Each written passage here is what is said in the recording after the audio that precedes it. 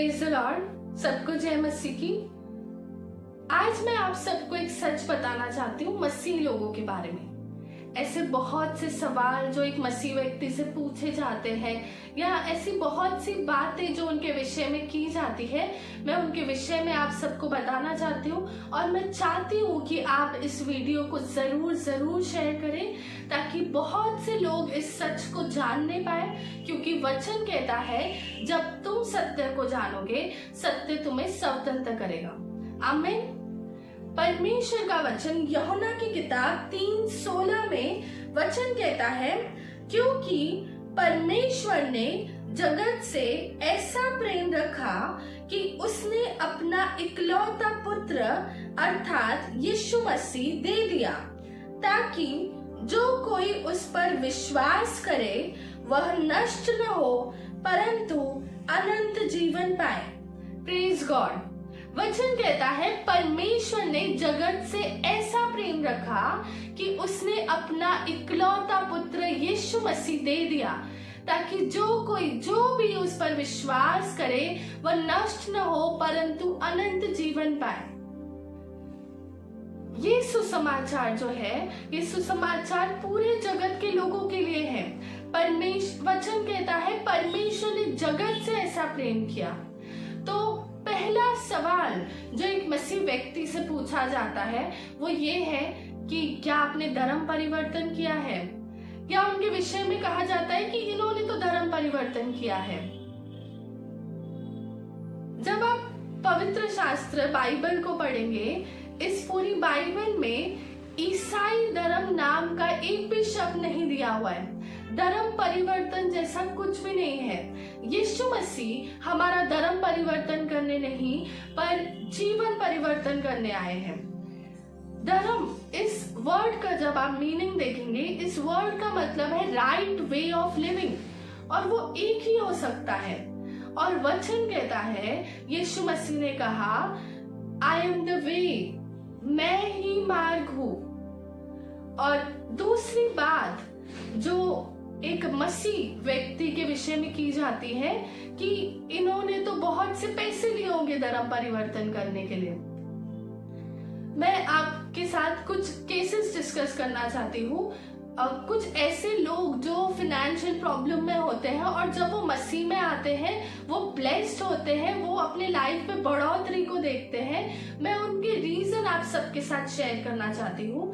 पहला ये, जब कोई व्यक्ति मसीह में आता है, उसको ग्रहण करता है, वो यीशु मसीह को ग्रहण करता है, उसके सारे पाप, उसके सारे श्राप जो है टूट जाते हैं, उसके सारे पाप जो है वो क्षमा किए जाते हैं।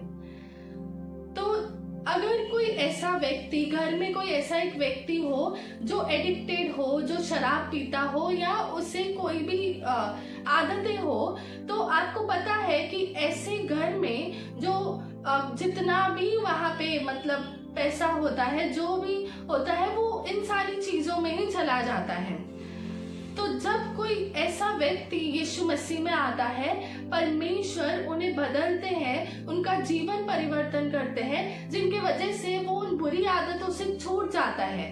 तो अब जो पहले जो पैसा था जो उन आदतों में जाता था, वो अब सेव होता है और वो अपने घर को चलाने के लिए किसी भी बात में यूज होता है। तो लोग बोलते हैं कि इन्हें तो पैसे मिले हैं। दूसरी बात, अगर आप कोई ऐसे व्यक्ति हैं जो बहुत ही बारीकी से लाइफ को ऑब्जर्व करते हैं, देखते हैं, तो आपने देखा होगा ऐसी बहुत सी फैमिलीज होती हैं जिनमें जनरेशन से जनरेशन जो है वो पॉवर्टी में होती है, वो गरीबी में जीवन बिताती है। हर एक जनरेशन गरीबी में जीवन बिताती है।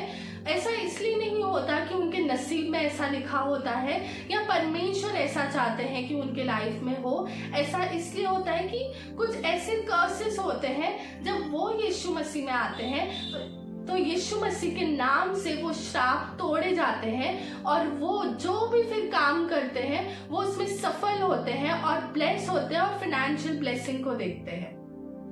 और तीसरी बात, अगर कोई ऐसा व्यक्ति जो बहुत ही ज्यादा भले ही बुद्धिमान हो लेकिन फिर भी वो अपनी लाइफ में ग्रोथ को नहीं देखता है, और जब वो यीशु मसीह में आता है, परमेश्वर जब वो यीशु मसीह में आता है, परमेश्वर के भवन में बैठता है, परमेश्वर की आराधना करता है, परमेश्वर के पवित्र वचन को सुनता है, प्रार्थना करता है, तो तब परमेश्वर उसे मार्ग दिखाते हैं और उसे बुद्धि प्रदान करते हैं ताकि वो अपने लाइफ में सक्सेसफुल हो सके।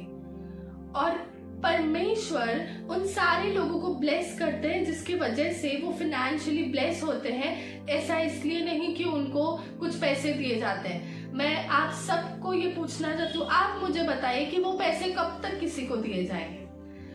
तो ये सच जानना बहुत ही ज्यादा जरूरी है। किसी भी मसीह व्यक्ति को किसी भी तरह का धन नहीं दिया जाता है, पैसा नहीं दिया जाता है, पर वो जब मसीह को ग्रहण करते हैं, वो अपने लाइफ में परमेश्वर के हाथ को, बरकत को देखते हैं।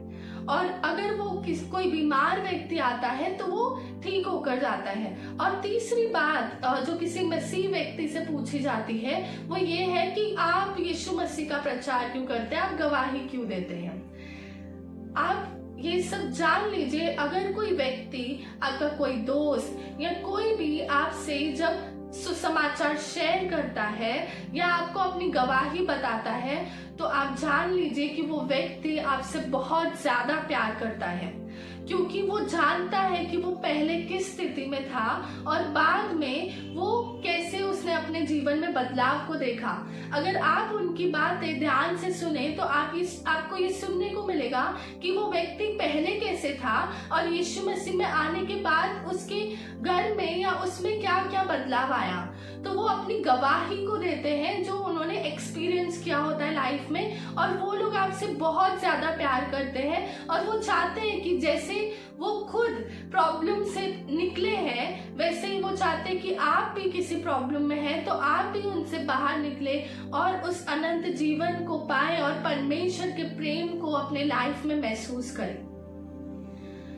और यही सत्य है, और मैं चाहती हूँ कि आप इस वीडियो को ज्यादा से ज्यादा शेयर करें और आप जानिए कि आपका किया हुआ एक भी काम परमेश्वर के राज्य में उसका प्रतिफल आप नहीं खोएंगे। परमेश्वर आपको जरूर जरूर ब्लेस करेंगे। आप सबको इस वीडियो के द्वारा, इस वचन के द्वारा बहुत बहुत आशीष मिले। God bless you all. तुझको वो बुला रहा, जीवन देना चाह रहा, यीशु है पुकार रहा, आजा तू करे। सब जन गाएं, छेदे, सब गाएं, सब कलीसिया अपने हाथों को उठाएं और परमेश्वर से बोलें।